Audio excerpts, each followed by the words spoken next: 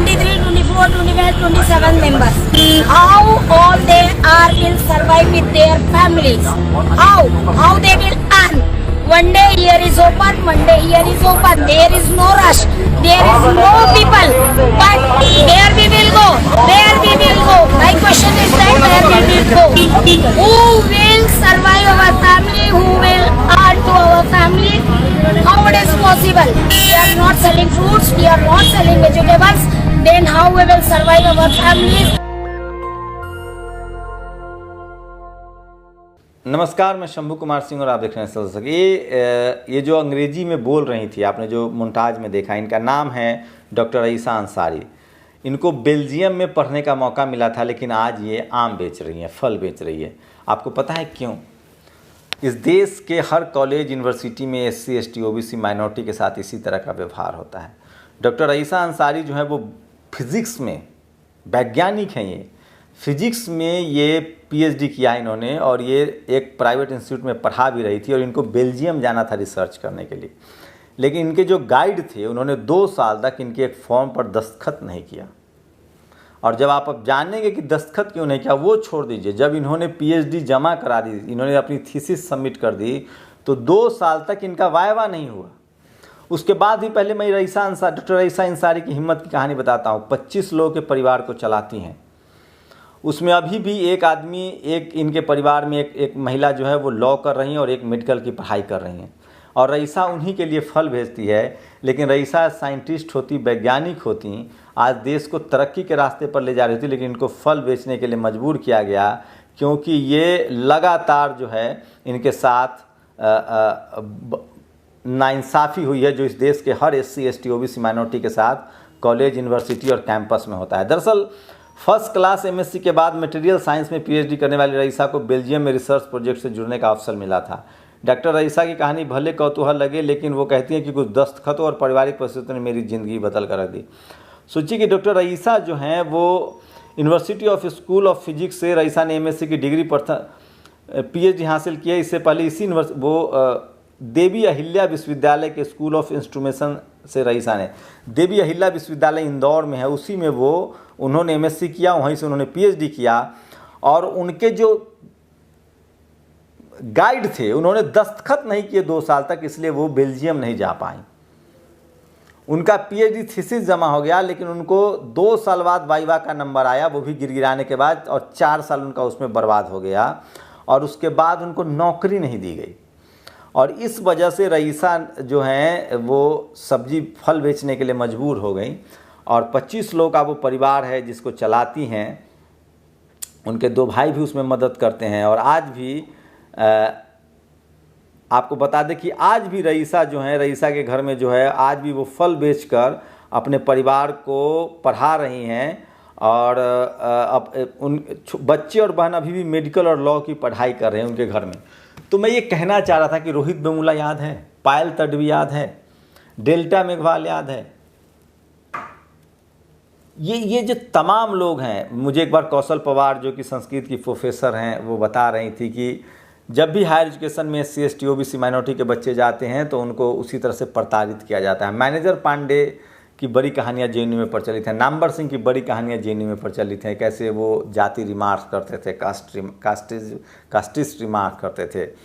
विद्रोही जो यादव जी थे, विद्रोही, उनको किस तरह से JNU में फंसा कर रख दिया गया, किस तरह से पहले कहानियाँ बताई गई कि आप खेती करेंगे तो सर्वश्रेष्ठ होंगे, नौकरी करेंगे तो सबसे बेकार होंगे। और जिन लोगों ने कहानी बताई वही आज सब जगह नौकरी में बैठे हुए हैं। जिन लोगों ने आपको पढ़ाया कि लक्ष्मी और विद्या सरस्वती का बैर है, उन्हीं लोगों ने पढ़ाई लिखाई के दम पर आज कुछ संपत्ति अर्जित कर ली और तमाम कहानियाँ फैला दी गई। तो समझिए कि रईसा अंसारी के साथ जो हुआ है वो इस देश के हर SC ST OBC और माइनॉरिटी के साथ कॉलेज यूनिवर्सिटी में होता है। रिजर्वेशन की वजह से OBC SC ST के लोग जो कॉलेज यूनिवर्सिटी पहुंच पाए, आज भी उनके साथ जातिवाद का भयानक रूप होता है। और आप भरोसा नहीं करेंगे, कल्पना नहीं करेंगे कि आज इस देश के हर घर में आपको रईसा अंसारी मिलेगा। अगर आप SC ST OBC माइनॉरिटी के हैं और अगर आप हायर एजुकेशन में जा रहे हैं, डॉक्टर, इंजीनियर, IAS IPS बनने जा रहे हैं, तो उनको समस्या होती है और वो चाहते हैं कि आप चपरासी बन के ज़िंदगी व्यतीत करें, इस तरह के हायर एजुकेशन में जाए।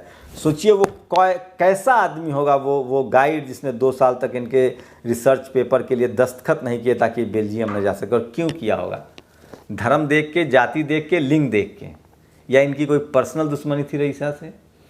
2 साल तक इनका इंटरव्यू नहीं लेगा। और ये एक रईसा के साथ नहीं होता, इस देश के तमाम बहुजनों को जेएनयू में 1 नंबर दिया जाता है, यूपीएससी में नंबर काट ली जाती है। वाइवा होता ही इसीलिए है। जब आप पीएचडी भी कर जाएंगे तो लिख दिया जाता है नॉट फाउंड सुटेबल। मतलब इस तरह का जातिवाद है हमें। जब सुखदेव थोराट जब यूजीसी के चेयरमैन बने तो उन्होंने एक नियम बनाया था कि जब भी इंटरव्यू होगा तो एससी एसटी ओबीसी के लोग एक पैनल में होंगे तभी इंटरव्यू होगा। तो इस तरह के हालत हैं इस देश में कि अगर आप बहुजन समाज से हैं, एससी एसटी ओबीसी माइनॉरिटी के लोग हैं और आप हायर एजुकेशन कर भी लेते हैं तो नौकरी आपको नहीं दी जाएगी, क्योंकि आपके चपरासी बनने से इनको प्रॉब्लम नहीं है, आपके doctor, engineer, professor, IAS, IPS बनने से प्रॉब्लम है। और अब तो स्थिति और क्लियर कर दी गई कि अब तो आप कॉलेज यूनिवर्सिटी छोड़ दीजिए, आप एजुकेशन ही आपका ख़त्म हो गया। स्लेट छुड़ा के प्लेट पकड़ाया जा रहा है, स्कूल बर्बाद किए जा रहे हैं। और अब तो कोरोना ने और नीम पर करेले का काम कर दिया है कि अब तो आपके बच्चे के पास लैपटॉप ही नहीं, कंप्यूटर भी नहीं, अब तो ऑनलाइन एजुकेशन आपको लेना पड़ेगा।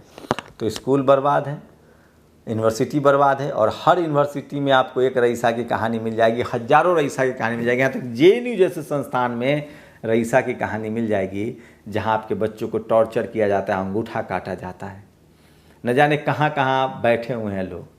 इसलिए मैं कहता हूँ कि बहुजन समाज के लोगों को सचेत होना चाहिए। और फुले साहब ने जो एक लाइन कही थी कि विद्या बिन गति गई, गति बिन मति गई, मति बिन व्यापार गया, इस पर काम करना पड़ेगा।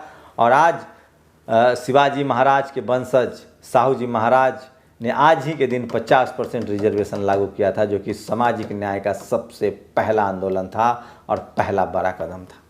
आज रईसा अंसारी जैसे लोग हर यूनिवर्सिटी कॉलेज में हैं, जो तरस जाती हैं उनका वाइवा हो जाए, उनको टॉर्चर किया जाता है। अगर वो पीएचडी कर भी जाती हैं तो नॉट फाउंड सुटेबल लिख दिया जाता है, उनको नौकरियां नहीं जाती है, इंटरव्यू में नंबर काट लिए जाते हैं और टाइटल देख के, सरनेम देख के, जाति देख के इस देश में नौकरियां मिलती हैं। हमने एक ऐसा घिनौना समाज जातिवाद के नाम पर बढ़ते हुए देखा है, जो आज मॉडर्न 21वीं सदी में भी कॉलेज यूनिवर्सिटी में बैठ के इसी तरह का घिनौना व्यवहार करते हैं। ये ज़्यादा दिनों की बात नहीं है और आपकी देश की भविष्य फ्यूचर जो है वो आम बेचने के लिए, सब्जी बेचने के लिए मजबूर है, पीएचडी करके, वो भी फिजिक्स में।